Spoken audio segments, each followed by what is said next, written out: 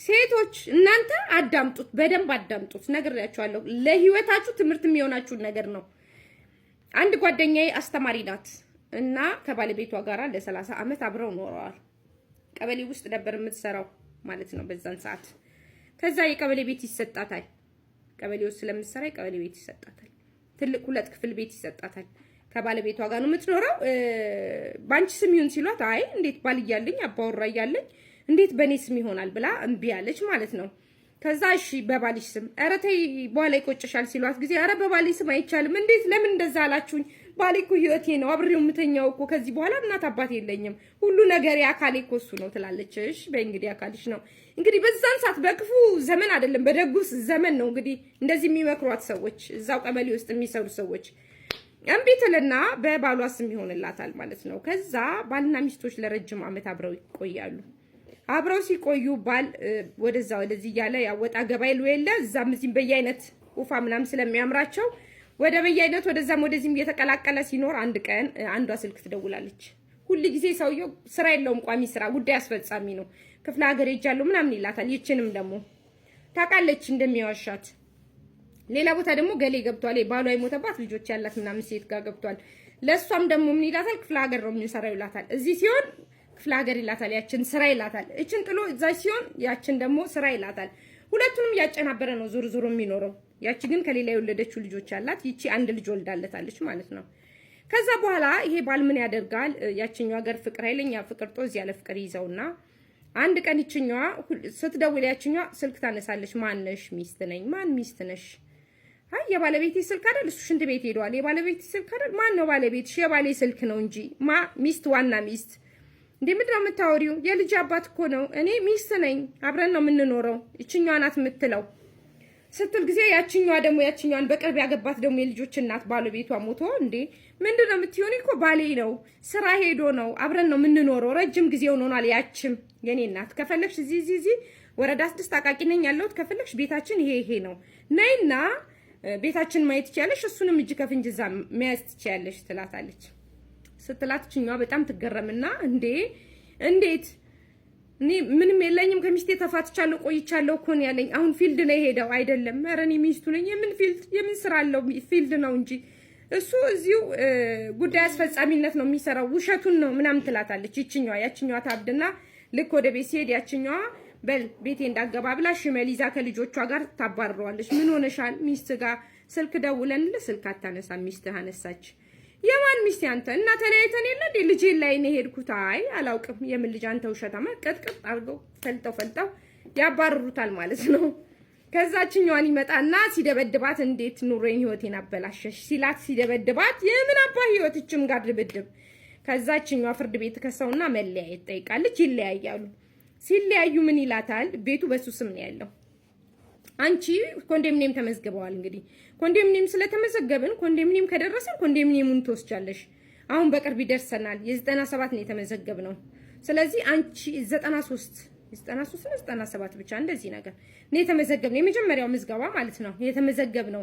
አንቺ እሱን ትወስጃለሽ፣ እኔ ደግሞ ይሄንን ትዳር ሊያዝበት ይላታል ማለት ነው ሚስቱን ሲላት፣ እሷ ደግሞ በይዋነት አዎ እኔ ደግሞ ከዚህ ግቢ ውስጥ በወጣ ይሻለኛል፣ እሱን ወስዳለሁ። በስምምነት ሽማግሌ ፊት ለፊት ይፈራረሙና እሷ የኮንዶሚኒየም ሲደርሳቸው ገና ህልም ላማለኝ በሰማይ ሲደርሳቸው እሷ ያንን ልትወስድ እሱ ደግሞ የቀበሌ ቤቱን በስሙ ሊከፍል በስሙ ሊኖር በዚህ ተነጋግረው በዚህ በሽማግሌ ይለያያሉ ማለት ነው።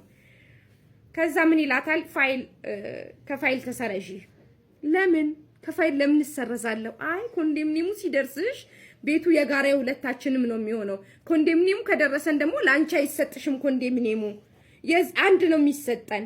ከተለያየን ግን 2 ይሰጠናል። አንቺ ኮንዶሚኒየም ትወስጃለሽ፣ እኔ ይሄንን ቤት ይይዛለሁ።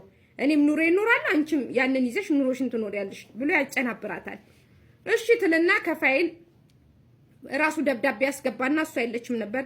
ከፋይል ተሰርዣለሁ፣ በፍቃደኝነት ወጥቻለሁ ምናምን። ከዛ ያመጣና ጽፎ ያው ጉዳይ አስፈጻሚ ርቅቅ ያረግና ጽፎ አምጥቶ ፈርሚ። ታውቃለች፣ የተማረች ናት። ፈርሚ ይላታል። እሺ ትልና ታነባውና ያው በፍቃደኝነት ኮንዶሚኒየሙ ሲደርሰኝ ኮንዶሚኒየም ሊወስድ ምትላትን ብቻ ነው እሷ ያየቻት።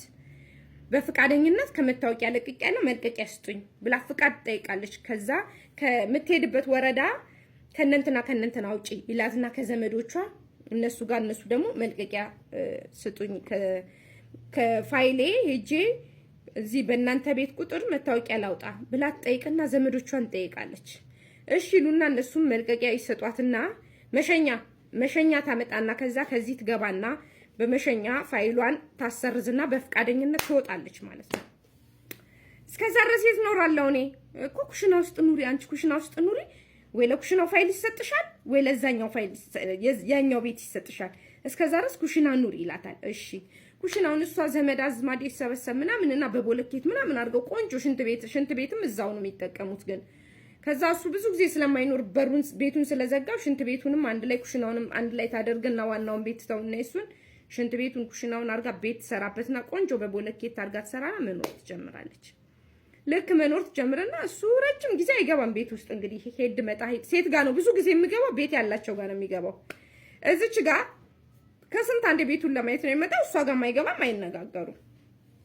ከዛ መጨረሻ ላይ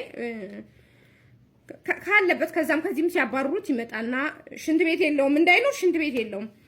ምን ይላታል? ቤቱን ልቀቂልኝ፣ አሳምረው ለፍታ ቤቴን ልቀቂልኝ። ለምንድን ነው የምለቅልህ ቤቱን ስትለው ጊዜ እንዴ ቤቱን እኮ በፍቃደኝነት ለቀሻል፣ ያው 13 ዓመት ደግሞ በነፃ ተቀምጠሽበታል ከለቀቅሽ በኋላ፣ ስለዚህ ቤቴን ልቀቂልኝ ይላትና ክስ ይከሳታል። እሷ ደግሞ ከዛ ፌንት ትሆናለች ከቁጥጥር ውጪ። እንዴት እስካለው ድረስ ልኖርበት ነው እንጂ እንዴት ለቀልሃለሁ? አይ ቤቱን እኔ ራሴ አሳምሬ ነው የሰራሁት፣ እሷ ማለት ናት አሳምሬ ነው የሰራሁት፣ ላንተ ብዬ የምለቀው ነገር ሞቴን ያርገው እንጂ እዚህ ቤት ጋር።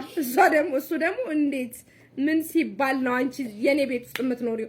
እኔ ለመንግስት ግብር እየከፈልኩበት ኪራይ እየከፈልኩበት ውሉ ከኔ ጋር ነው መንግስት የሚዋዋለው፣ አንቺ ኔት ያቅሻል ይልና ክስ። ሁለቱም ሌሎች አካላቶች ይመጡና ውሉን እሱም ነው የሚዋዋለው፣ አንቺ ውጪ። እሷ ደግሞ እንዴት ወጣለሁ እኔ የሰራሁትን ቤት። አያችሁ ወንዶች ምን ያህል ክፉ እንደሆኑ። ይሄው እኔ ነኝ የምዋዋለው፣ ኪራይ የምከፍለው እኔ ነኝ፣ ይሄው የኪራይ ውሌ። እሷ ደግሞ እንዴት በዚህ ተስማምተን ነው ኮንዶሚኒየምንም አላገኘንም፣ ቤትም ሌላ የለኝም፣ የት ላርፍ ነው በዚህ እድሜ በስተርችና እንዴት ወጣለሁ? እሷ የምናቀምልሽ ነገር የለም እናቀምልሽ። ሚስቱን አውጥቶ ሜዳ ላይ ተጣለች። አስቡት ምን ያህል እንደዚህ ጭካኔ እንኳን አብረውት የተዋለዱ አብረው የኖሩም የማይመስሉ ወንዶች በዚህ ልክ ጨካኝ ናቸው። ምስኪን ሴቶች ደግሞ እስከ ፋይል ድረስ ለቀናል ብላ መልቀቂያ ወስዳ ፋይሏን ሁሉ ሌላ ወረዳ ሌላ አካባቢ አድርጋ ድጋሚ ቤቴ ነው አለች። ሞኝነቷን አያችሁ እንዴት ግን እንደምታሳዝን አያችሁ። አየሴት ልጅ እምነታችሁን አያችሁት ግን። ስለዚህ ተጠንቀቁ፣ ትምህርት ይሆናችሁ ብዬ ነው። ባዳ ነው፣ አንድ ቀን ሀፕን ያደርጋል። ወንድ ልጅ የፈለገ ነገር ቢሆን እንዳታምኑ። በህይወታችሁ ፈጣሪ የማይከዳውን ፈጣሪ ብቻ መኑ። ልጅ እንኳን ይከዳል ዛሬ